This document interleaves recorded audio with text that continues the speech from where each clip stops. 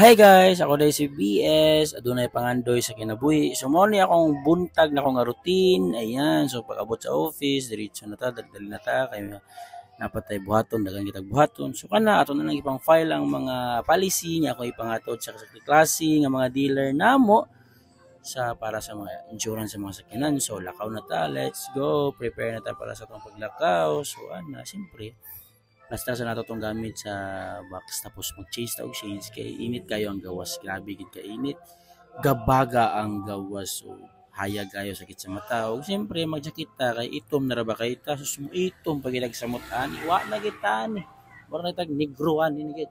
So anyway, ayan, so tas helmet, safety first, so prepare na nato na siya atong broom broom, so muna siya akong partner everyday na ako nga partner. So ayan, prepare, simple manguros ta, guidan ta nga pagulita. So niabot na ko sa isa sa among dealer, nakatudulin ko aning policy. So ayan si ma'am, shout out kay ma'am nga naka raincoat ba niya or jacket. Ayan, sige siya og tanaw sa camera.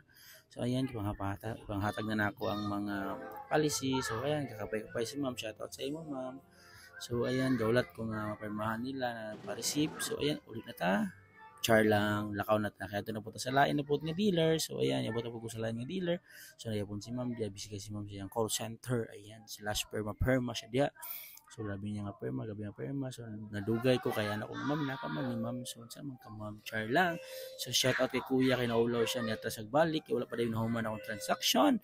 So ayan, sige chika gamay sa mga tanaw sa nako. So human na, nilakaw na rin ko. So kani mo na siya ang ting uli. So prepare na ta kay tinghuli na ta kay adto na pud ta sa ako ang sunod na pud nako nga trabaho, o di ba? Trabaho is life.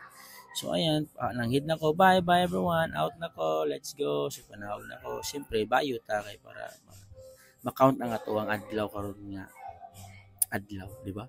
So ayan, paulit na ta. So siyempre brom gyapon, skirt, ayan, pandar. Akong ipandar kay mo ulit na ko kay mato na pud ko sa.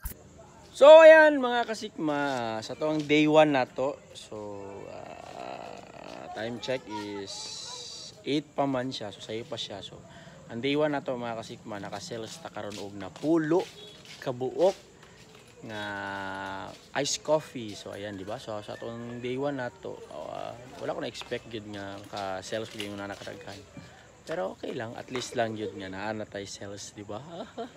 So, atangi ko ninyo sa akong mga next na akong mga journey kay ato ni siyang i-content. Padulong gid ni siya kung asa ko taman. So, day 1 na to karon. Let's go.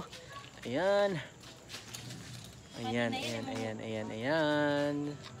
Let's do this. Ayan, muna siyang naitabo sa hapon pa na. So muna akong mga customer nga nisugot nga magpa-video sa ako. So while waiting na sila, so ako po diya kuti-kuti po ko pati po si Sir ni Hunong yung Sir ni stop over gid siya nang utana siya sa iced coffee. Tapos na po sila Sir ug ma'am nagulat sa ilang iced coffee gyapon. Let's go. Og na yon ang mag-asawa ug bana. Ayan, tinilawa sila sa ilang iced coffee nga lami kaayo daw. Thank you. Tapos nang hipos na ko ni ginahinay kay mag-prepare na pud ko kay muadto na pud ko sa akong ikatulo na pud nga trabaho, o di ba? Hustle hard yan ha, hustle hard.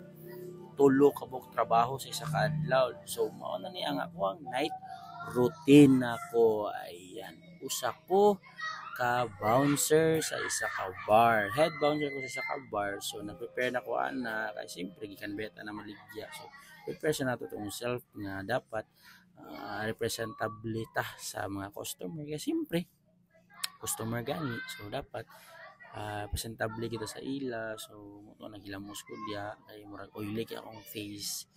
Tapos prepare na po dayon ko kay siyempre na mangabot na ng mga customer. So nag-start na ko nag posting check sa mga customer, bantayan ang mga customer nga wala yung mga gubot o wala yung mga alingasa or ayan nag-flex si ma'am sa iyang self. So muna siya ako ang night routine. Yun lang. Thank you so much. Laban lang sa life. Thank you for watching.